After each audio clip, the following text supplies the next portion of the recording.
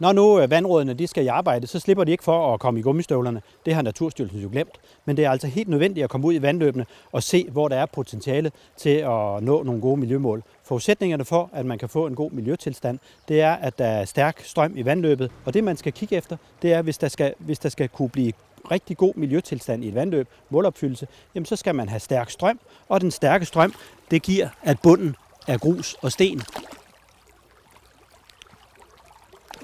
Og hvis ikke at vandløbet er eroderende, hvis ikke at vandløbet fjerner materiale, jamen så er der jo ikke grus og sten i vandløbet. Hvis ikke der er grus og sten i vandløbet, men mudder og sand, jamen så har det ikke potentiale til at nå et godt miljø, uanset om man står på hovedet eller man står på hænder. Man kan ikke opretholde grus og sten et sted, hvor der ikke er hældning nok. Der er nødt til at være noget vandstrøm, der kan vaske materiale rent. Så det er vandrådene nødt til at ud og tjekke vandløbene efter.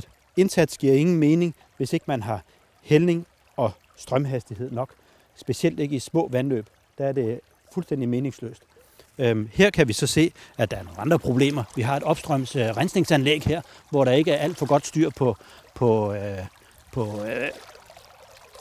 udledningerne åbenbart. I kan se, hvordan det gror med voldsom algevækst på stenene her. Og det kommer altså fra et opstrøms renseanlæg her. Og det giver jo ingen mening at snakke om, at vi skal lave indsats for de følsomme insekter, hvis samtidig man fortsætter med at hælde vandløbet fuld af spildevand. Hvis der rigtig skal være noget potentiale i et vandløb, så er vi også nødt til, at brinkerne ikke er ret høje, sådan som vi ser lige her omkring, fordi så kan planterne få det godt, og så kan man opfylde miljømålene. Hvis der er dybe, stejle brinker, så har man ingen chance for målopfyldelse alligevel ifølge DCE. Helt generelt så er det sådan, at vandløb med gode hældningsforhold, de eroderer selv, og de har naturlig grus og sten i bunden. De har altså potentiale til det gode miljø. Vandløb, som ikke eroderer selv, de aflejer, så bliver der mudder og sand, og det er sådan, at de vandløb, de er i virkeligheden ikke naturlige. Hvis det var naturligt, så havde det ikke været et vandløb, fordi så var det jo blevet eroderet et vandløb.